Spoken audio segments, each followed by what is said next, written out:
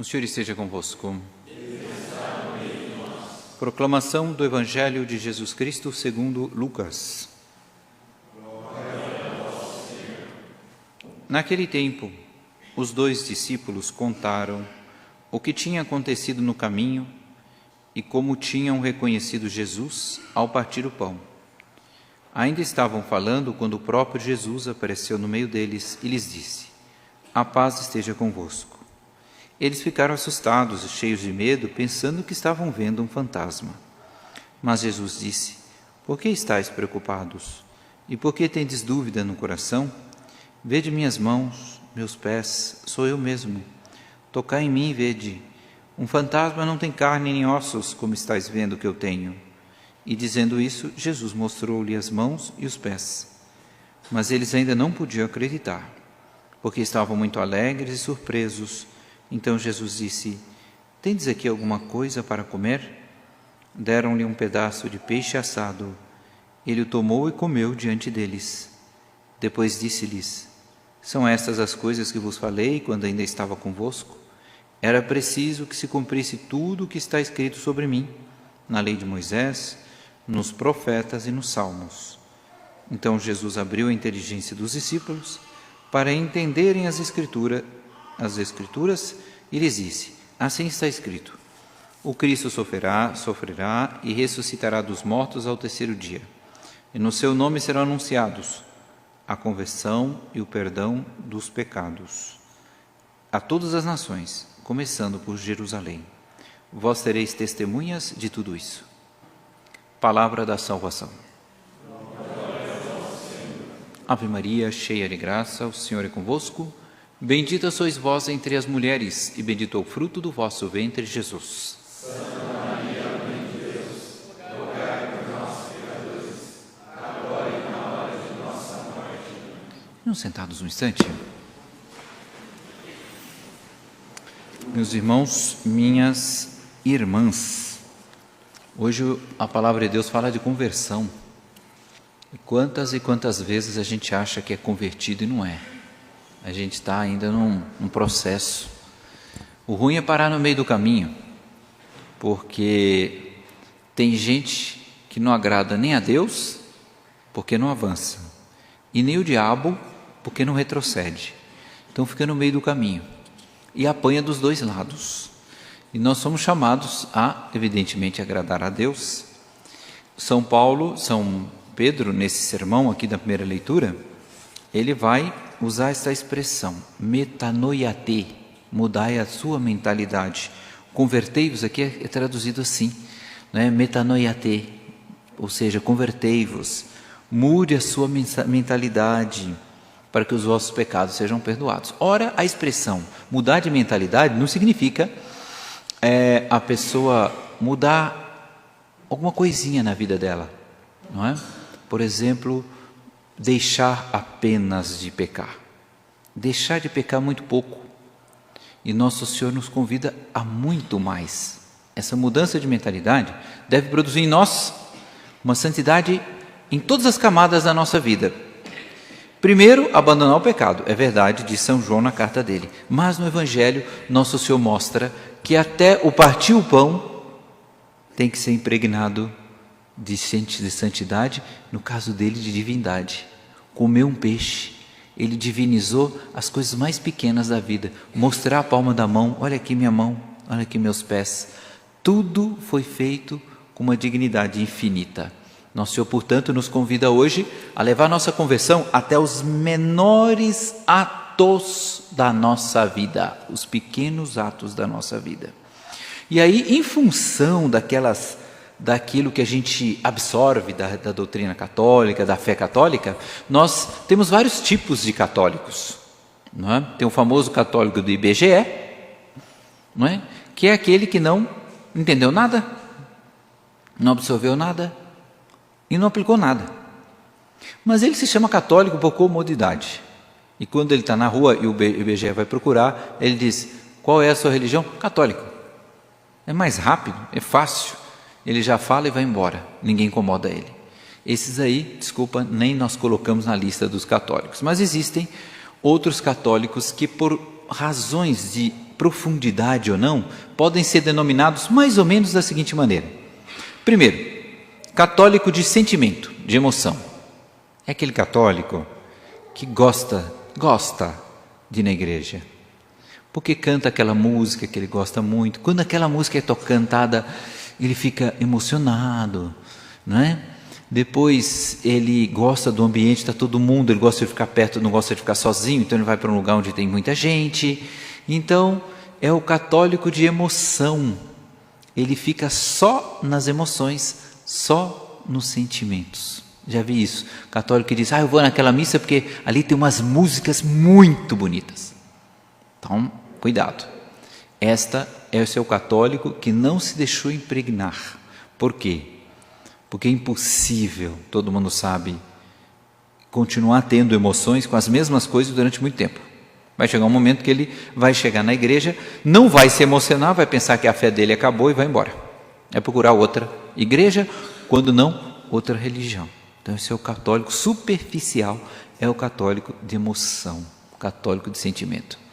Existe um católico mais profundo, que ele se deixou influenciar mais, que é o católico das ideias. Ele gosta muito, ele presta atenção no sermão, ele estuda a doutrina católica. Se perguntar para ele o que foi o Edito de Milão, ele vai saber responder.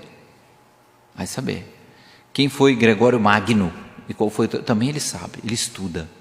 Mas a vida, ele se parece muito com um livro, porque as ideias estão na cabeça dele, mas a gente não vê que aquelas ideias passem de fato para a vida dele. Ele não está disposto, por exemplo, a um grande sofrimento, a uma grande entrega, a um grande holocausto, a uma oferta muito grande, não está.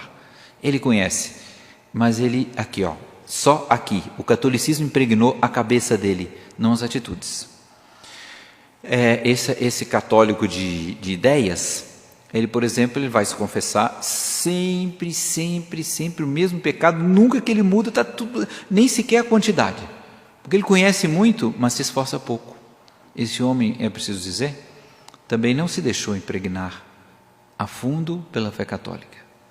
E existe agora o terceiro grau de católico, esse sim, começa a ser um católico de verdade, que é o católico de mentalidade. Todas as atitudes dele são impregnadas de fé. A gente pode dizer que até nos pequenos gestos a fé católica atingiu de tal maneira a ele que até no partir o pão, até no comer um peixe, a gente vê nele a figura de nosso Senhor Jesus Cristo ressuscitado. As coisas pequenas. Ele dormindo, ele é católico. Quando ele entra no quarto, ele continua católico. Olha que impressionante. Tem gente que é católico fora do quarto. Dentro do quarto, deixa de ser católico, pula na cama, dá um grito. Não. Ele continua católico até quando ele está sozinho. O pensamento dele, a respiração dele é católica. Isso faz com que ele seja diferente de todo mundo. Porque o católico que é impregnado pelas coisas do mundo tem a cara do mundo, é um mundano. Mas o católico que é católico, que se deixou impregnar, ele é diferente. A Sagrada Escritura, São Paulo diz, ele é um astro luminoso num mundo pervertido. Ele andando na rua, a gente vê que ele é católico. Andando na rua. Tinha um santo chamado Santo Odilon, que faz uma descrição dele, que até o passo dele podia converter uma pessoa, que era um passo bonito. Não é aquele passo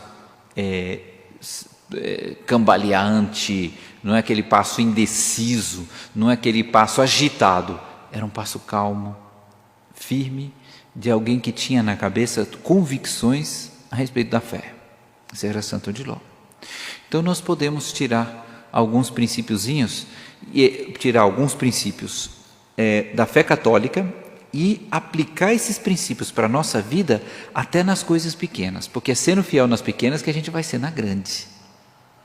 Então o católico tem um modo de vestir diferente, ele tem um modo de falar diferente, não é? Até o perfume que ele usa não é um perfume mundano, é um perfume sobrenatural. As músicas que ele escuta não são as músicas que o mundo gosta, ele é separado. Diz na carta a Diogneto, eles estão no mundo, mas não são do mundo. Todas as suas atitudes são impregnadas de sobrenatural. Tudo fala do céu e não da terra. É o que Jesus disse: eu sou lá do alto, vocês cá de baixo. Os discípulos de Cristo são lá do alto, não são cá de baixo. Então vamos dar pequenos exemplos. O católico que se deixou impregnar a 100% da fé católica, como é que ele é? Então, primeiro, ele vai se levantar de manhã, primeira coisa que ele faz, ele reza e arruma a cama. Por que ele arruma a cama? Porque está escrito: militia est hominis super terra. A vida do homem na terra é uma guerra, uma luta, uma batalha. E a primeira batalha do dia é arrumar a cama. Ele precisa julgar a preguiça pela janela, esquecer que tem, vencer-se a si mesmo e deixar tudo esticadinho, limpinho. É a primeira batalha. E dizem muitos filósofos que a primeira é decisiva. Porque se você já perdeu a primeira, como ganhará a segunda? Então, a gente vê, graças a Deus aqui, eu não vejo os que estão assistindo na TV Arauto, mas aqui eu vejo. Todos estão dizendo: nossa, isso eu faço. Então, eu sou católico impregnado. Calma, isso é muito pouco. Só arrumar a cama não é distintivo de que a senhora ou o senhor são católicos a 100%. Tem muito mais. Bom, alguns exemplos aqui ainda. O católico se veste com modéstia e castidade, não seguindo os ditames da moda, porque o pré-católico não existe moda. Vários santos falaram isso. Não tem moda para católico. Se a moda é colocar uma melancia na cabeça, ele coloca a melancia no prato e come, e não na cabeça, não é? O católico muitas vezes vai contra a onda até, mas a moda do católico é ser católico, é ser decente, é ser temperante, é ser sóbrio. Então ele não vai vestir uma roupa maluca e muito menos indecente. Então a gente vê às vezes católicos que não sabem disso. Será que ninguém falou com eles? Eles são católicos ainda só na superfície. O catolicismo não penetrou ainda na mentalidade deles, não é? E porque eles compreendem que está escrito, ó, o corpo é o templo do Espírito Santo. O corpo é o templo do Espírito Santo. Se o Espírito Santo está dentro de mim, eu preciso respeitar esse corpo. Ele é um templo. Eu tenho que tratar ele como eu trato um templo, como eu trato um tabernáculo, não é? O que mais que o católico faz? Vamos trocar a miúdo assim, coisas pequenas assim. Um católico que se deixou impregnar pela doutrina da igreja. Então ele não se preocupa em ter um carrão, não é? Então tem gente, é moda, né? O sujeito tem um carro que nem o presidente dos Estados Unidos tem. A gente vai na casa dele, a casa dele é de papelão. Por quê? Por quê? Porque na mentalidade do mundo, a pessoa tem que se aparecer, tem que se projetar, né? Deixa os filhos dele morando na casa de papelão, mas o carro todo mundo vai ver. Ninguém sabe meu endereço, não passo para ninguém. Mas o carro, eu apareço lá, abaixo o vidro, olha eu aqui. O carro é a casa ambulante, ele quer aparecer, né?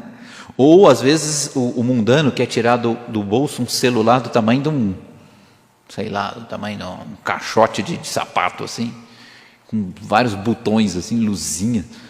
Para que isso? O católico não tem isso.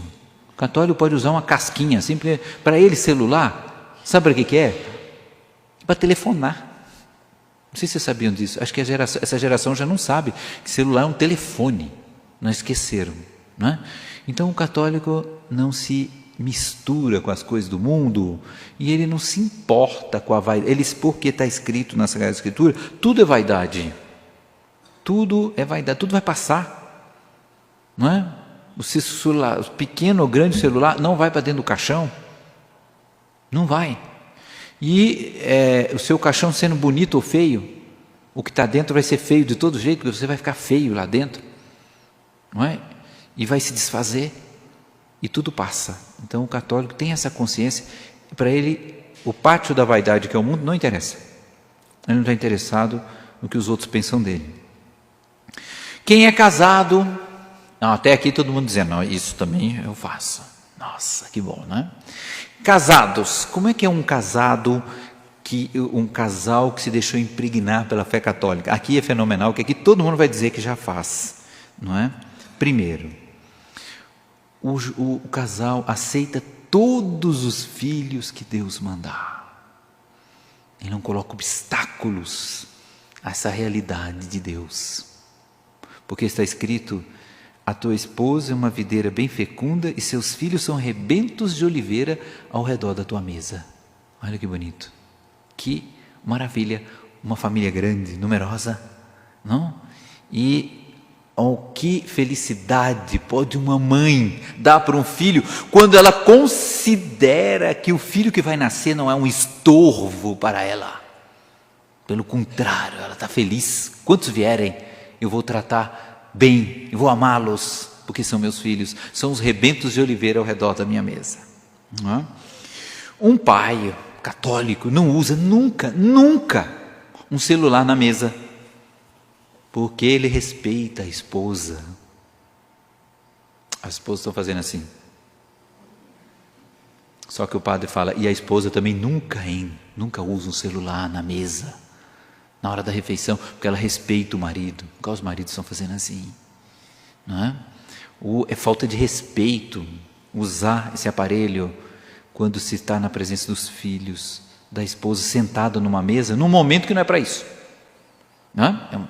Então os pais católicos sentam-se na mesa e vão conversar. Eles têm um momento para conversar. Eles não são capazes de entregar os seus filhos por uma TV livre, uma internet livre, porque existe uma frase na Escritura que diz assim, que está no Apocalipse, uma frase do Apocalipse diz: tenho contra ti que deixasses Jezabel seduzir os meus filhos.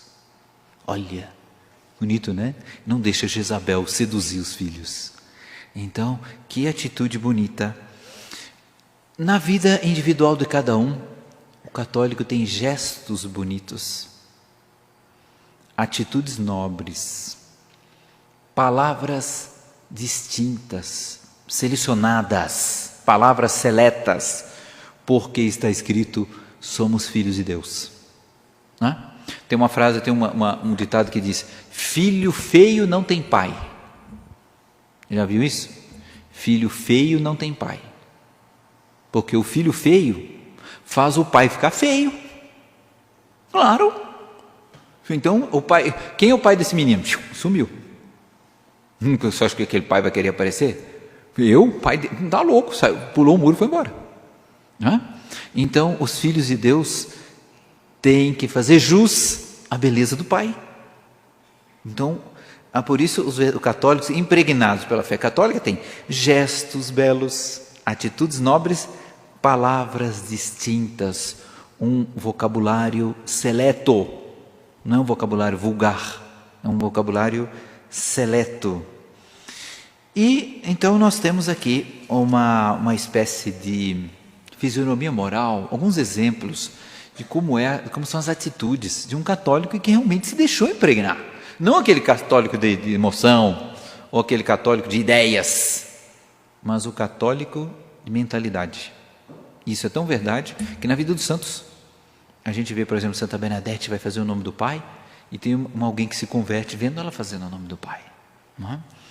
A gente fica triste quando vê multidões e multidões de pessoas que se afastam da igreja, porque consideram tudo isso muito difícil, quando na verdade não é difícil. São João diz: os mandamentos do Senhor não são difíceis. Se a pessoa realmente ama, tudo é fácil. Santo Agostinho vai dizer isso. Para o empregado tudo é difícil, já viu isso?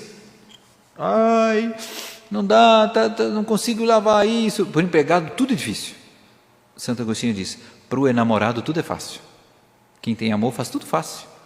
Então, a santidade não consiste em halterofilismo espiritual, mas em ter amor. E tendo amor, a tudo fica fácil. Quantos jovens estão abandonando a fé católica hoje em dia, não é? Eu termino contando esse fato para mostrar o quanto que, apesar de tudo, esses jovens que se afastam, a Santa Igreja, a fé católica, está sempre de portas abertas para recebê-los. E que a caminhada rumo ao céu não é difícil, é fácil. Basta amar, basta ter um pouquinho de amor. E como ter amor? Começando a amar.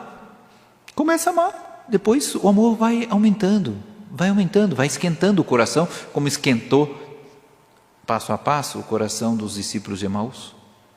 Não era verdade que o nosso coração estava se esquentando quando ele falava? Deixa o coração esquentar. Aqui tem um caso muito interessante acontecido na Escócia há algum tempo atrás. De uma jovem adolescente. A gente fala adolescente, fica até com medo, né, hoje em dia. Adolescente, ai, nossa, adolescente. Estão se desviando, se afastando, não querem ir à missa, não querem rezar. Não querem deixar-se penetrar pela fé. Não querem mudar de vida. Essa jovem era assim. Filha única. Ela morava na Escócia, Glasgow. E começou a implicar com os pais. Porque o pai falava, mas tudo não pode. Não pode ir em festa, não pode ouvir música. A mãe dizia, claro que não pode, filha, é pecado. O que pode, pode, o que não pode, não pode. Não é? Jesus disse, seja seu dizer sim, sim, não, não. Então estamos dizendo para você, o que pode, pode, o que não pode, não pode. Não pode ouvir música mundana, não pode. Não pode se vestir assim como você quer, não pode, senão você vai para o inferno. Aí ela se revoltou e disse, eu não quero saber do seu Deus, eu já conversei com uma amiga minha, eu vou morar não vou falar onde, mas vou morar com ela e acabou. Arrumou as malas, foi embora, a mãe, desesperada. E a moça foi embora, sumiu de casa, adolescente ainda, filha única.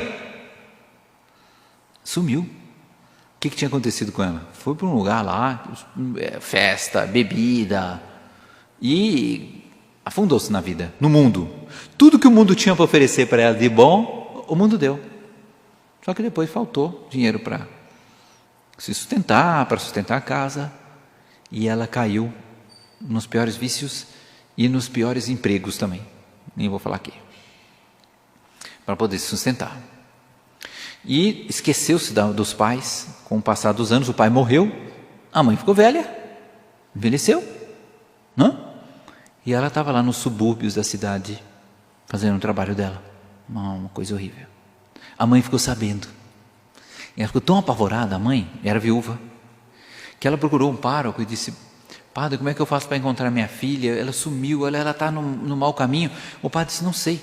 Aí ela teve uma ideia, falou, olha, padre, se eu tirar uma foto minha, se eu coloco um cartaz aqui na igreja, eu vou colocar em todas as paróquias, em todas as igrejas, uma foto minha dizendo, filha, eu ainda te amo, volta para casa. E o padre disse, sim, mulher, ficou com pena dela. Foi feito um cartaz, e ela assim, já com cabelos grisalhos, e dizendo, filha, eu ainda te amo, volta para casa. E colocou em tudo quanto é igreja. E teve uma noite que a jovem, que não era já tão novinha assim, mas a moça foi numa dessas casas assim, que eles estavam dando sopa, porque ela não tinha o que comer, durante a noite, e foi tomar sopa. E a graça agindo, porque na frente dela tinha uma outra falando da infância, da alegria da infância, e ela começou a sentir saudades da infância dela, e de repente ela olha para o lado, pum, e vê a foto de uma senhora de cabelos grisalhos, era a mãe dela. Ela falou, não, parece com minha mãe. Ela se levantou, foi até a foto, é minha mãe, minha mãe. E estava escrito embaixo, filha, eu ainda te amo, volta para casa. Nossa Senhora, o coração dela rachou. Ela falou, acho que eu vou voltar mesmo. E foi, à noite andando, não tinha dinheiro para pagar ônibus, ela foi andando. Lá para as 3 da manhã, chega na frente da casa dela. Era a mesma casa. Nossa, quantas emoções. E aí ela vai bater na porta, blum, e a porta abre. Sozinha. Ela pensou, nossa, entrou algum ladrão aqui, arrombou a casa. Ai meu Deus, entrou correndo. Fui procurar, cadê, onde é que estava o ladrão? Porque a porta estava aberta, de 3 horas da manhã. Alguém arrombou a porta. Entrou, abriu a porta do quarto, estava aberta. E a cama da mãe? A mãe deitada na cama, ela acendeu a luz, mãe. A mãe levantou, filha, deu um super abraço nela. Filha, que bom você aqui. Ela disse, mãe, a porta estava aberta, eu fiquei com medo, pensei que um ladrão tinha entrado. A mãe colocou a mão na cabeça dela e disse, filha, desde que você foi embora, eu nunca mais tranquei a porta. Eu estava te esperando, sabia que você ia chegar de madrugada. Ela, nossa Senhora, que dor. E essa história mostra o que é a Igreja Católica, que é Nossa Senhora para nós. Desde que quando a gente vai embora, Nossa Senhora vai à porta e fica rezando para a gente voltar. E quando ela volta, é uma maravilha, porque ela nos abraça e ela nos convida a retomar o caminho que a gente não quis. Então vamos agradecer a Deus, a Nossa Senhora, e temos uma mãe assim, e temos uma santa igreja assim, e temos uma fé assim, que essa fé possa impregnar até os átomos do nosso corpo e até as fímbrias mais recônditas da nossa alma. Louvado seja nosso Senhor Jesus Cristo.